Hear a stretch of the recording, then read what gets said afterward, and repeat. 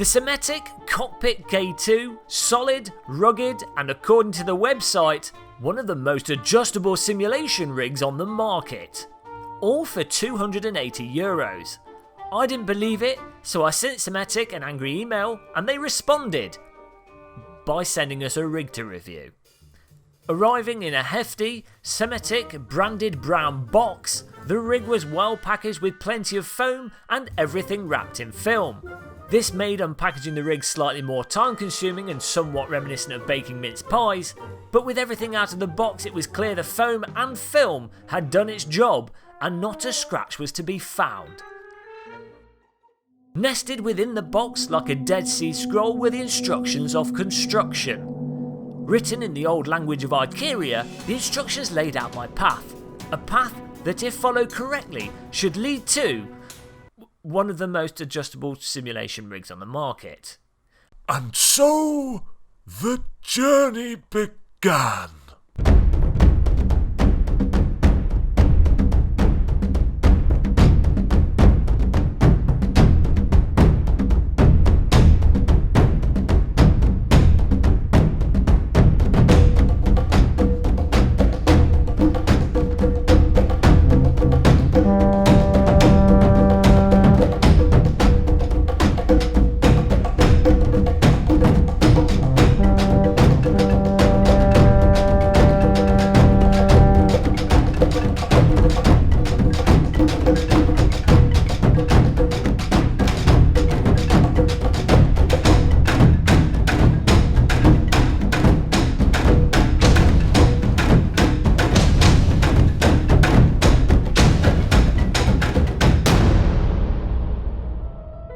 Rig constructed in about the same amount of time it takes to drive a Robin Roulant around the entirety of the Nürburgring, and we're ready to do some testing.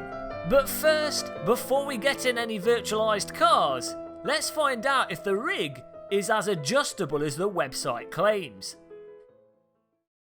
Getting up and close with the plate that you mount your pedals to, you can see that there's a fairly sizable amount of angle that you can set them at, with the rig allowing you to lock them into place at 5-degree intervals all the way up to 25 degrees. What's nice with this setup is that it's really fast to remove your pedals that are still attached to the plate, make adjustments to your pedals and then stick them back on the rig without much faffing around. There's also a hole on the underside of the pedal plate allowing you to quickly connect or disconnect the USB cable from pedals like the Clubsport V2s that I'm using on this rig.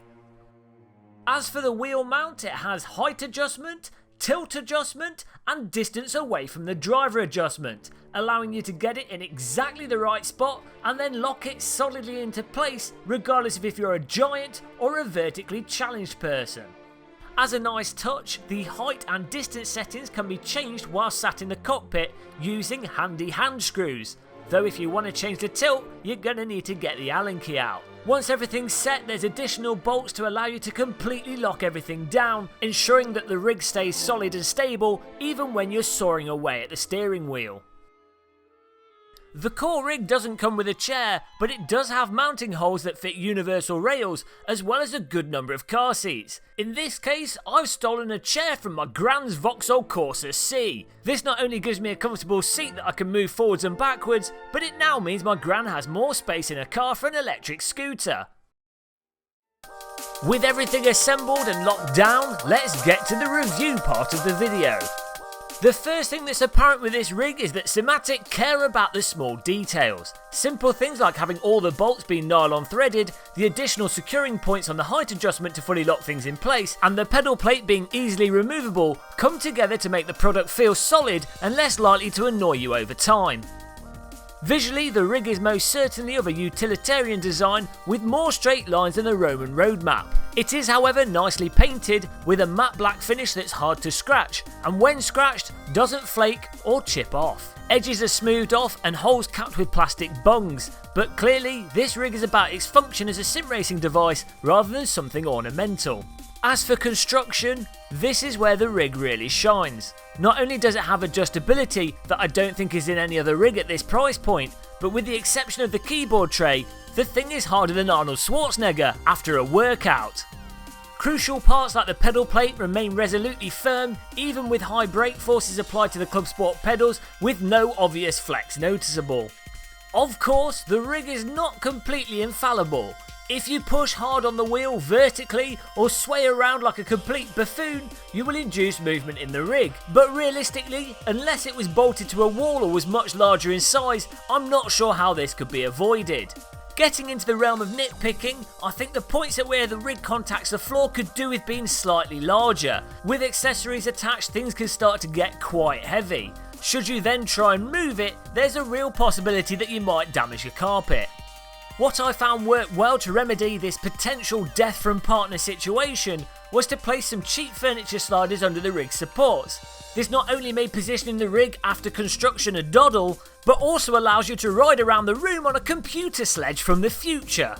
In short, if you want something to attach your sim gear to that lets you sit one-to-one as a real GT driver would, has a wide range of adjustments, and is sure to make your partner consider killing you again, I'm not sure I can think of a better rig. On top of the basic rig, you can also get a single screen holder, a multi-screen holder, a gear shift holder, and a keyboard and mouse holder. And those of you with astute vision will have noticed that they're all attached to the rig in this video. We'll be doing a separate review video on the accessories later on this month, so make sure you keep your eyes peeled. I hope you enjoyed this video review of the Simetik rig. If you did, please click the like button and subscribe to the channel. If you want to buy the rig or check out their latest products, make sure you head over to www.simetik.com. And of course, if you have any questions about the rig, make sure you drop a comment and I'll be sure to answer it as soon as possible. Thanks for watching, until the next video, goodbye.